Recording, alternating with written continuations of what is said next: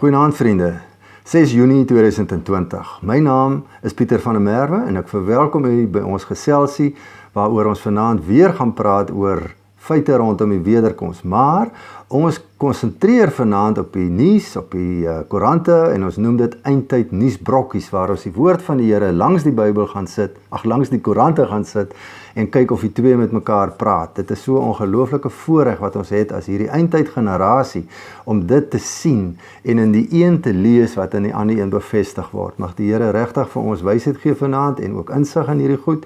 En daarom vra ek dat ons net gou eers saam bid. Here, ek loof en prys U vir hierdie dag. Ek loof en prys U dat U op die troon is. Ek loof en prys U, Here, dat ons nie alleen sukkel deur dinge of deur hierdie wêreld nie, dat ons nie ons self hoef te navigeer nie, dat ons die Gees het, dat ons die woord het. En seën ook dit wat ons vanaand met mekaar gesels, Here, vandag, dat U dit in ons harte seën en ons koppe seën, sodat U naam verheerlik word. Amen. Vriende, voor ek begin, net twee vinnige goedjies. Die vorige gesprekkie het baie laat op die lig gekom en dis dood eenvoudig om die syne op die plaas baie swak is. Ek het toe later met 'n buurman se hulp reggekom. Nou die syne is hierdie naweek weer swak. Ek probeer dit altyd dat dit Saterdagoggend op die lig is, maar ons kyk nou maar of dit gaan gebeur. Die tweede ding wat ek wil noem is dat hier 'n skakel, dikwels 'n skakel onderaan gevoeg word wat ons bysit as mense wil weier oplees of navorsing doen oor 'n spesifieke onderwerp.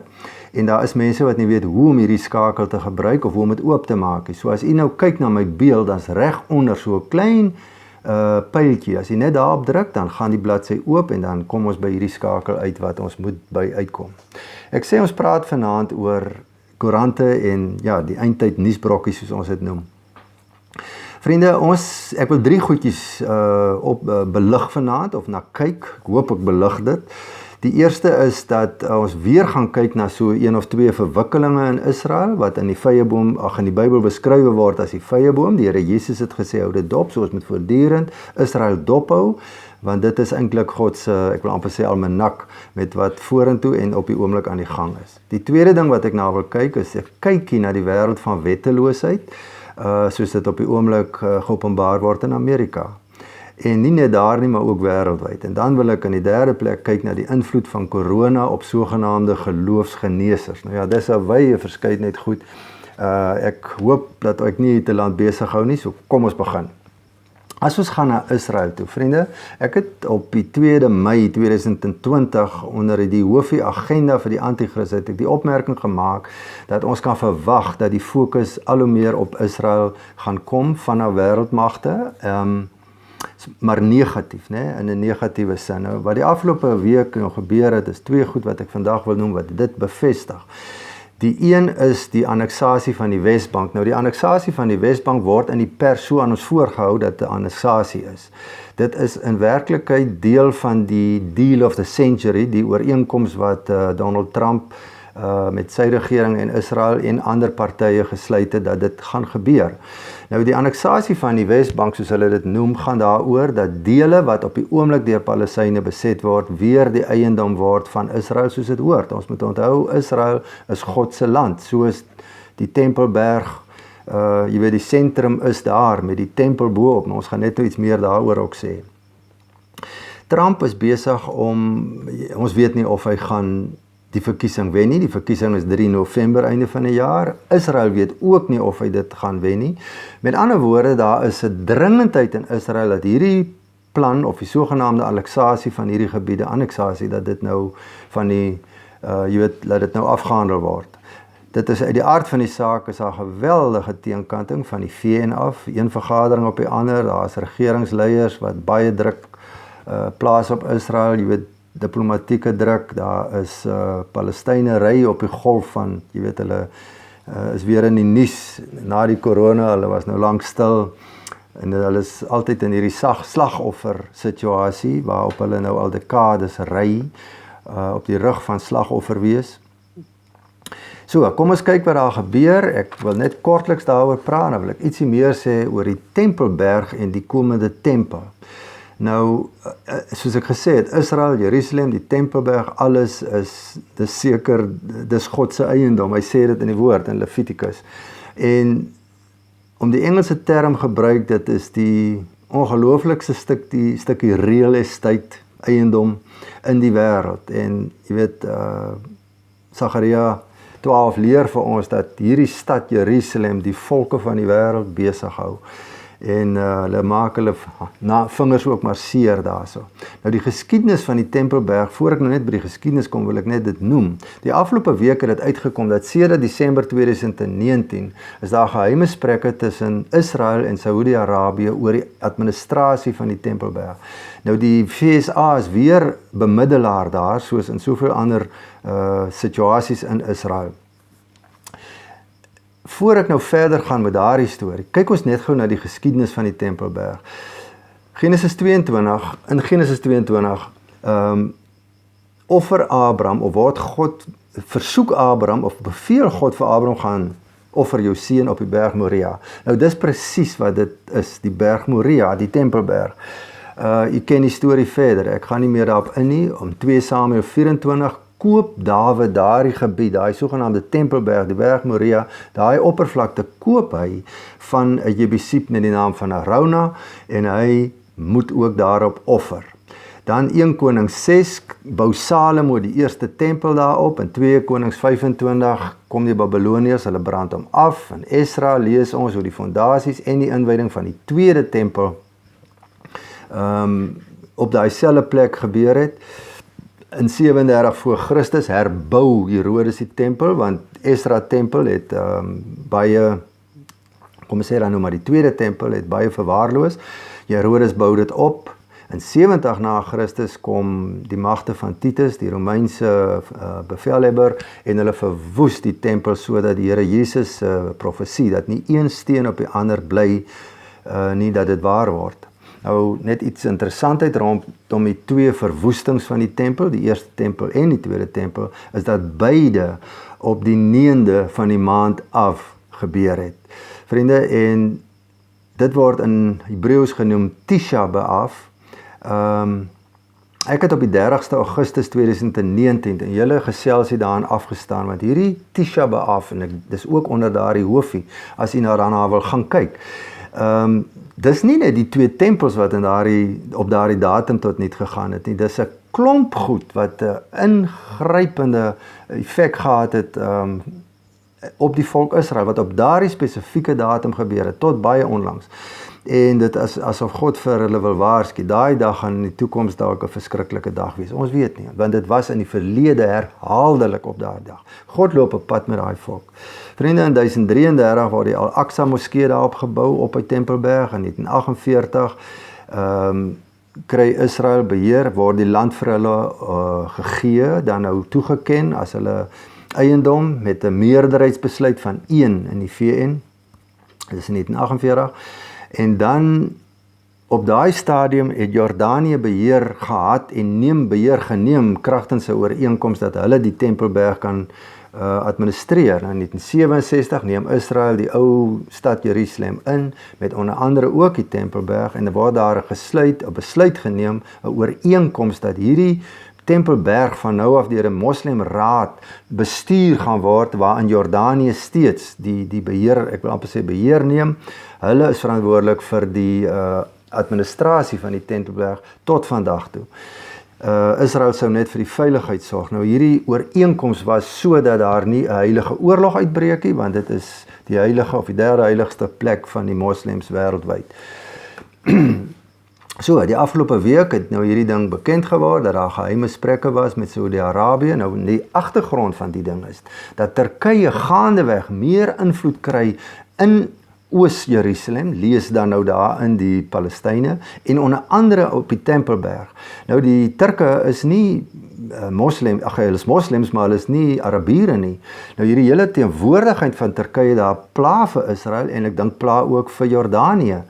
En so in hierdie mate, en ook vir Saudi-Arabië, en daarom is hierdie gesprekke nou aan die gang, met die doelwit om die Turkse invloed op die Tempelberg en in Oos-Jerusalem te verminder, of dan nou heeltemal weg te neem. En dit blyk ook dat Jordanië nie ongenee is dat Saudi-Arabië meer beheer neem, of dan ook 'n sê het in hierdie hele storie nie.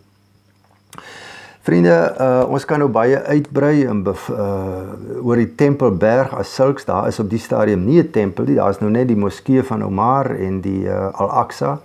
Ons as 'n mens Esegiel 38 gaan kyk, dan is goed, dit is die oorlog wat nou kom, die van u wat dit weet en waaroor ons al gesels het. 'n Geweldige oorlog wat aan die kom is.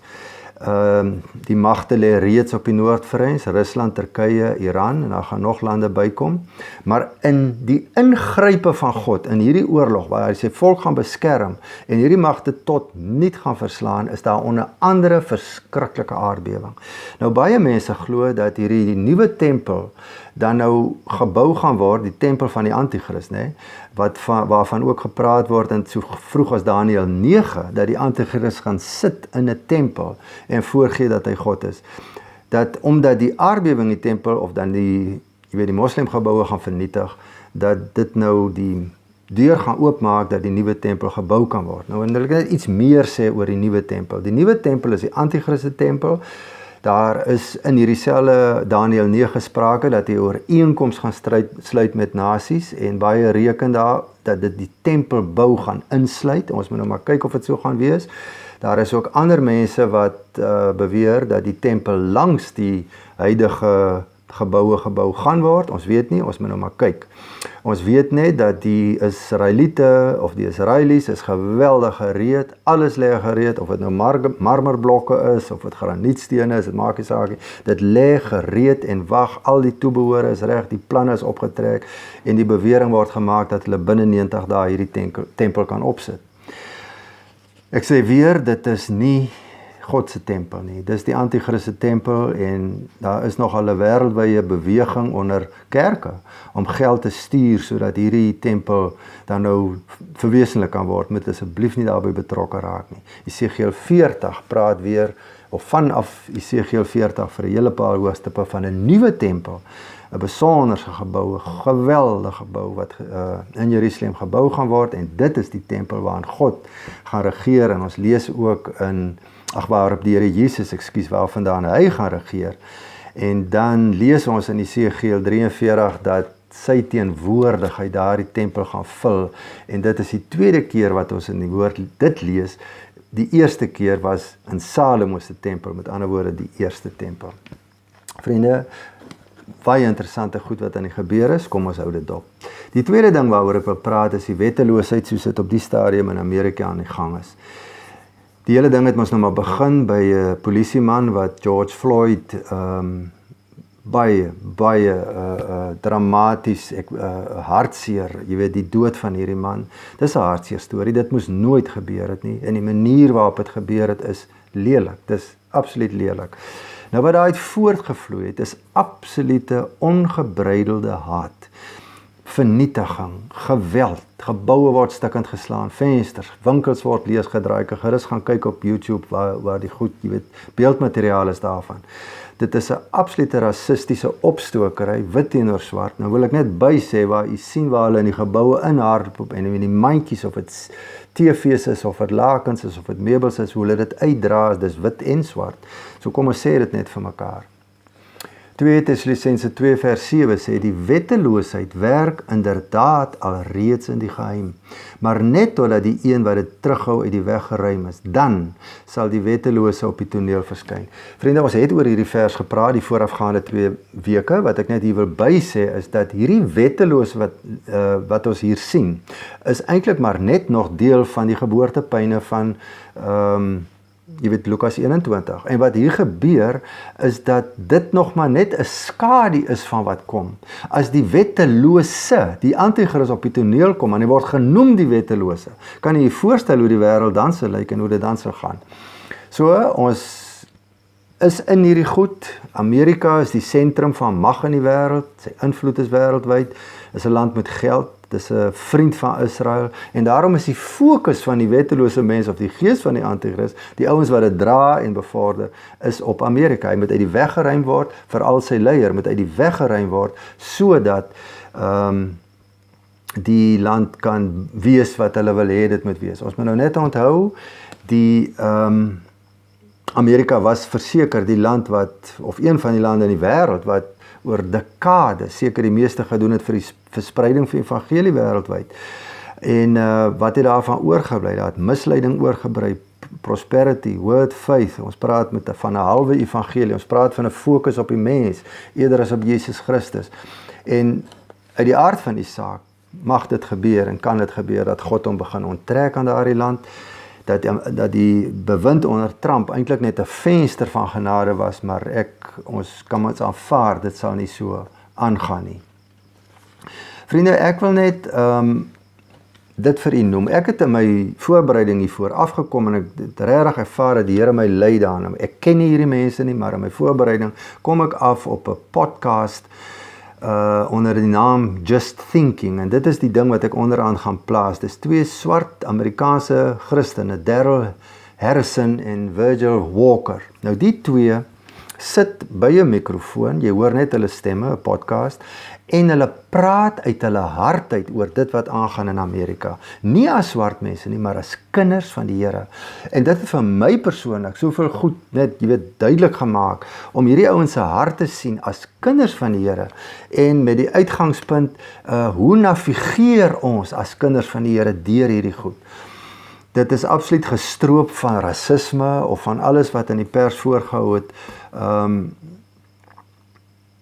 Die uitgangspunt, soos ek sê, is hoe navigeer ons? En dan met die verdere toevoeging, Matteus 10 vers 16, ek stuur julle soos weerlose skape onder die wolwe in, wees waaksaam, wees soos slange, maar terselfdertyd opreg soos die duwe. Dit is hulle uitgangspunt. Kom ons kyk hoe die kerk van die Here, hulle vra hierdie vraag ook, waar is die kerk? Hoekom hoor ons nie die kerkie? Want die kerk is nie te onderskei van wat in die wêreld aangaan op hierdie stadium nie. Die kerk doen dieselfde as wat die wêreld doen, en hulle praat uit een mond uit, en dit is so hartseer storie.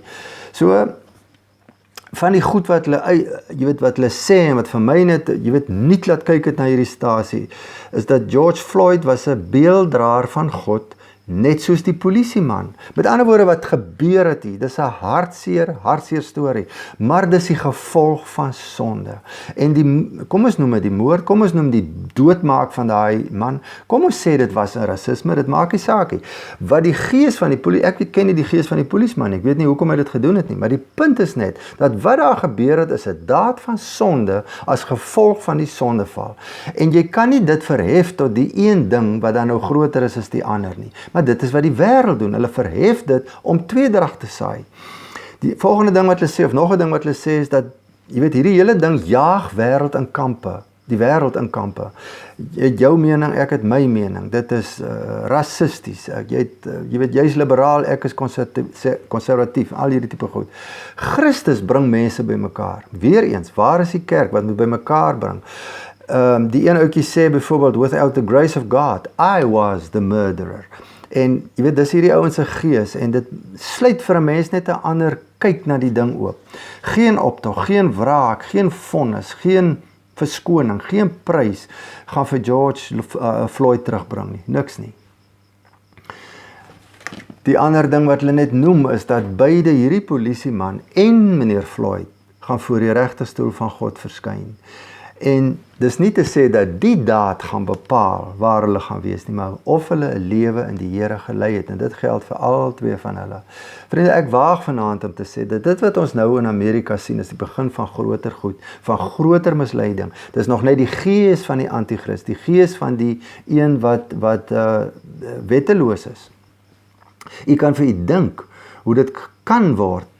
En dan wil ek net noem, rondom hierdie wetteloosheid is daar ouens wat dit aanstig. In Amerika is hierdie organisasie Antifa, hulle maak baie, hulle haal die pers, jy moet asseblief gaan lees op internet oor Antifa. En die naam van George Soros kom altyd ter sprake wanneer daar onrus is, wanneer mense in kampe gejaag word. Dit gaan lankal nie meer oor George Floyd nie, dit gaan oor baie meer as dit. Vriende, dit word georkestreer. Ek dink is Amir Safati wat die afgelope week gesê het, hy het inligting hoe strategiese tye en strategiese plekke, daar skielik net, 'n palet vol stene verskyn, in strate waar daar nie eers 'n bouprojek aan die gang is nie. So die goed word gebring, mense word in busse aangery, mense word betaal hiervoor om in opstand te kom. Dis 'n absolute georkestreerde jy weet, opstand. Nou, wat lê agter dit? Jy moet onthou, die wêreldorde, of die huidige wêreldorde, moet afgebreek word, sodat the new world order, die nuwe wêreldorde, aan die bewind kan kom.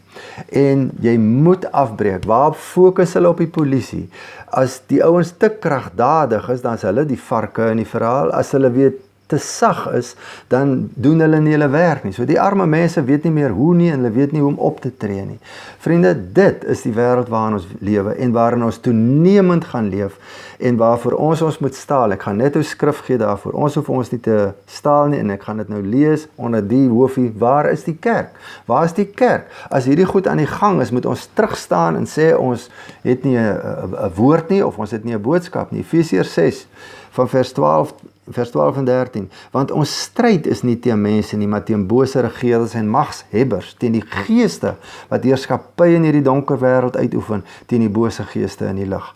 Daarom moet julle God se gevegstoerusting aantrek. Dan, wanneer die bose julle aanval, sal julle weerstand kan bied, en na die hele geveg verby is, sal julle nog vas kan staan. Die woord noem dit gevegstoerusting. Dit beteken nie ons moet gaan stene gooi nie, ons moet vensters gaan stukkend gooi nie. Wat is ons wapen? Die woord van God, dat ons hier ingaan en spreek, en al word ons verguis, al word ons gelag, al word ons geslaan en seer gemaak, ons bly kinders van die Here. Ek wil miskien nou net iets sê wat nou by my opkom oor Ravi Zacharias, wat hy gesê het, wat sy ma vir hom geleer het. Don't bite off a person knows when you talk to him, because then he can't smell the rose you want to give him. Moenie morsig werk met mense nie, moenie hard werk met mense nie. Dit bly skepsele van God. Beide George Floyd en die polisieman is beelddraers van God, en ons moet dit nooit vergeet nie. Vriende, ek wil nog 'n stuk skrif aanhaal, Romeine 1 van vers 29 tot 32. Hulle lewe word gekenmerk deur elke vorm van ongeregtigheid, boosheid, grypsig, kwaadwilligheid. Hulle is vol jaloesie, moord, twisgierigheid, skelmstreke, slegte bedoelings en skinderpraatjies. Hy praat hier van mense wat nie 'n pad met die Here loop nie, wat hulle rug gedraai het op God en sy woord. Hulle stook kwaad, hulle haat God, hulle is arrogant, hooghartig, verwaand, hulle is vindingryk, hulle maak plannetjies om slegte dinge te bedink en ongehoorsaam aan hulle ouers. Jy kan nie met hulle redeneer nie, en ook nie op hulle reken nie. Hulle is liefdeloos en sonder ontferming vir ander mense. Hulle is bewus van God se bepaling dat mense wat met sulke praktyke besig is, die dood verdien. Tog is hulle nie net self aktief daarmee besig nie, hulle spoor nog ander aan wat reeds daarmee besig is. Vriende, dit is die wêreld waarin ons lewe, dis die wat ons sien in Amerika, en nie in Amerika. Nou, onthou dit het in een stad, Minneapolis, begin. Dit oor die hele land versprei, en ek verstaan dat ook al in ander wêreldstede dit begin. Nou, hierdie ding kan tot 'n einde kom, daar kan weer 'n gewaande vrede kom, maar dit gaan nie ophou nie. Hierdie goed gaan weer gebeur, en het gaan toenemend so word, en ons moet die gevegstoerusting as kinders van die Here in hierdie kerk opstaan, en dit sê wat ons as kinders van die Here behoort te sê, en te wees die lig wat ons moet wees. Ons kan nie net terugstaan en maak of hierdie goed nie gebeur nie.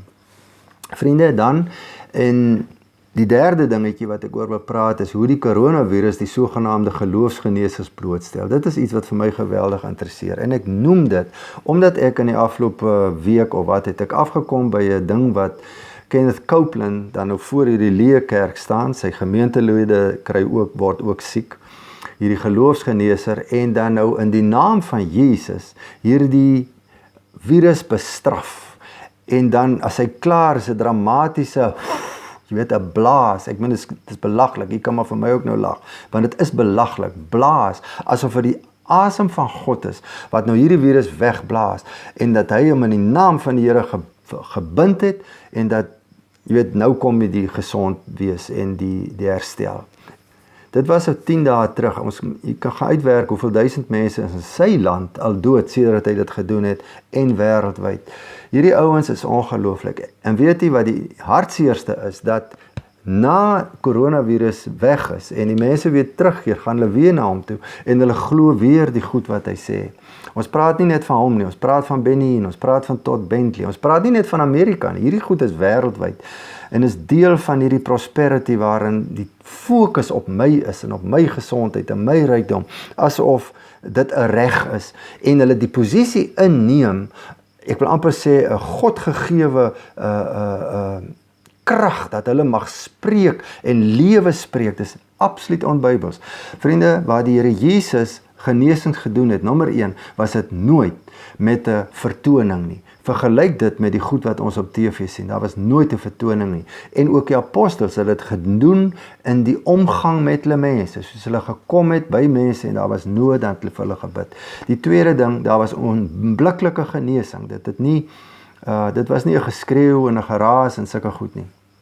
En dit was 'n volkome genesing. Die derde ding wat ek wil noem, daar was nooit weer 'n terugval. As jy gesond is jy gesond. Jy het nooit weer teruggeval in 'n toestand in nie. Die vierde ding wat ek wil noem, dit was nooit psigosomaties nie. En ek noem dit pertinent, want jy kan op internet gaan kyk hoe mense getuig, hoe hulle geglo het hulle is genees, om hulle koppe, jy weet, hulle psigosomaties. En op die ou ende agterkom, ek het byvoorbeeld 'n spesifieke ding geluister van 'n kind wat dan nou kon sien vanuit 'n blinde staat en hy is nog steeds blind. As ek glimlag daaroor, is dit nie oor ek vir die kind, jy weet, glimlag nie, maar ek glimlag oor hoe belaglik hierdie goed is en mense dit glo. Vriende, nou wil ek sommer net weer verwys, maar voor ek dit sê, wil ek net by sê, ek glo dat God genees. Ek is 'n getuie daarvan. Ek het gesien hoe God wonderbaarlik genees.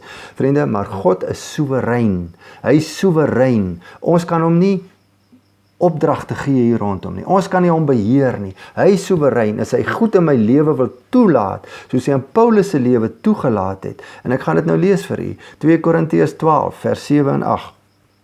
7 tot 9.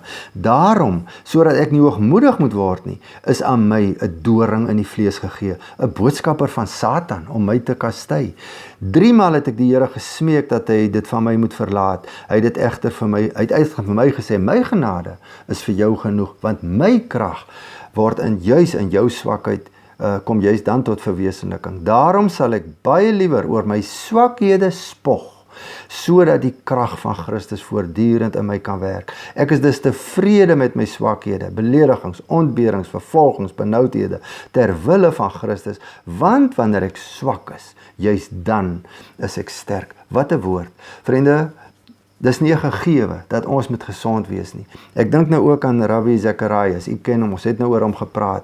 Hierdie man, sy eie woorde was, I got 2 titanium rods in my back. Nou ek verstaan nie die mediese agtergrond nie. Ek weet net hy het geweldige rugprobleme en dat hierdie 2 titanium, kom ons noem dit eisters, in sy rug ingeplant is met 'n operasie om hom te ondersteun. Hierdie man was konstant onder pyn. En weet jy, hy het nooit pynmiddels gebruik nie, omdat hy sy verstand wou oophou en wakker hou vir die werk wat hy gedoen het. En ons weet hoe die Here hierdie ou gebruik het in sy pyn. Hy het nie altyd daaroor gepraat nie, maar ons weet dit vandag.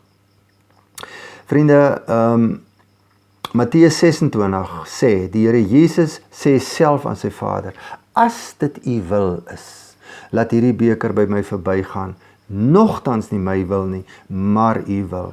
Vriende, hierdie hele ding van as dit u wil is in hierdie gesondheidkringe, jy mag dit nie sê nie, want dit word gesien as ongeloof. Jy moenie sê, as dit u wil is nie. Dit is mos nou God se wil, ek moet gesond wees.